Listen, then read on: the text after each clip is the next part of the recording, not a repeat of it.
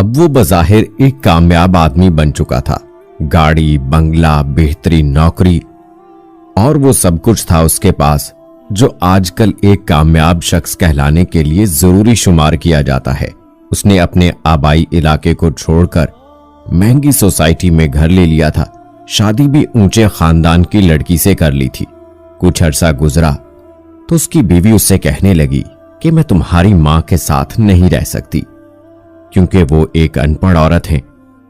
مجھے کسی کو بتاتے ہوئے شرم آتی ہے کہ یہ میری ساس ہے، لہٰذا مجھے ایک علیحدہ گھر لے کر دو یا اپنی ماں کو کہیں اور چھوڑاؤ، اور فی الحال میں اپنی امی کے گھر جا رہی ہوں۔ وہ کافی حیران ہوا اور بولا، میں اپنی ماں کو کیسے چھوڑ سکتا ہوں؟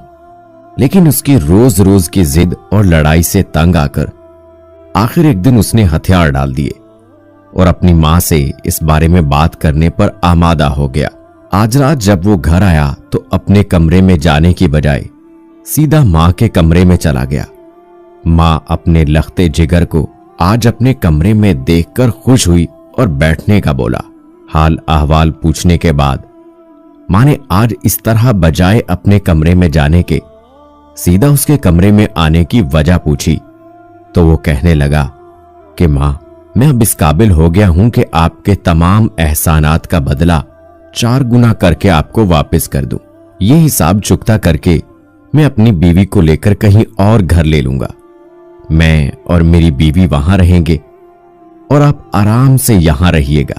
ماں نے جواب دیا کہ بیٹا، حساب ذرا لمبا ہے، اس لیے تھوڑا وقت درکار ہوگا۔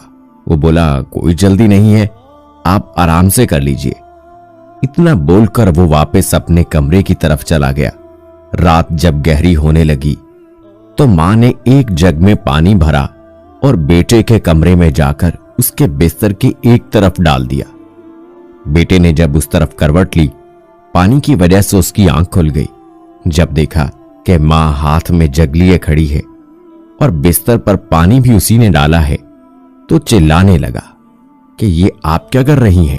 ماں بولی کہ بیٹا، اپنے بچپن میں پتہ نہیں کتنی دفعہ تو نے میرا بستر اسی طرح گیلا کیا تھا اور میں نے غصہ کرنے کی بجائے تمہیں خشک جگہ پر ڈالا اور خود گیلی جگہ لیٹ گئی، بلکہ بعض اوقات اپنے پیٹ پر بھی سلایا تھا۔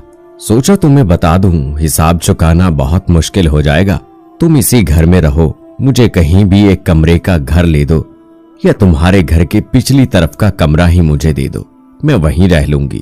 وہ اٹھ کر بیٹھ چکا تھا اور اداس آنکھوں سے ماں کی طرف دیکھ رہا تھا۔ اسے سمجھ نہیں آ رہی تھی کہ ماں کو کیا جواب دے۔ ماں کچھ دیر رک کر اپنے کمرے میں جا چکی تھی۔ یہ کافی دیر تک جاگتا رہا اور پھر اچانک اس نے ایک فیصلہ کیا اور سکون کی نیند سو گیا۔ صبح ہوئی، بیوی کو گھر بلایا، اس کی پسند کی کچھ چیز مہیا کی اور کہا، یہ بتاؤ کہ تمہاری امی کہاں رہتی ہیں؟ یہ کیسی بات کر رہے ہیں آپ کو معلوم تو ہے کہ وہ میرے بھائی کے گھر رہتے۔ بیوی نے جواب دیا، تو ایک کام کرتے ہیں، ہم اچھا سا ایک گھر لیتے ہیں جس میں تمہاری اور میری امی رہیں گی۔ نہیں، ایسا نہیں ہو سکتا، میری امی اپنے بیٹے کے بغیر کیسے رہیں گی وہاں؟ ان کا کون خیال رکھے گا؟ بیوی نے بوجھے بوجھے لہجے میں جواب دیا، جس طرح آپ کو اپنی امی کا خیال ہے اور ہونا بھی چاہیے، بلکہ جو اپنی والدہ کا خیر خواہ نہ ہو وہ اچھا انسان نہیں۔ تو آپ مجھے بتاؤ کہ میں اچھا انسان بنوں یا کیا؟ اس آدمی کی حکمت بھری گفتگو سے بیوی کو بات سمجھ آ چکی تھی، اور پھر جب رات آئی تو گھر کا منظر بھی عجیب سما پیش کر رہا تھا۔ رات دسترخوان پر ایک ماں، اس کا بیٹا، بہو اور اس کے پوتے پوتیاں مل کر کھانا کھا رہے تھے۔ خوشیاں بکھر رہی تھیں۔ رات میاں بیوی کی آنکھوں میں آنسو اور زبان پر ایک ہی جملہ تھا کہ یقیناً جو سکون آج ملا وہ سکون ساری زندگی میں نہ مل سکا۔ جی ہاں، والدین کی خدمت، ان کی خیر خواہی میں دونوں جہاں کی بھلائیاں پوشیدہ ہیں۔ اللہ تعالی ہمیں اپنے ماں باپ سے محبت کرنے والا اور ان کا فرما بردار بنائے، آمین یا رب العالمین۔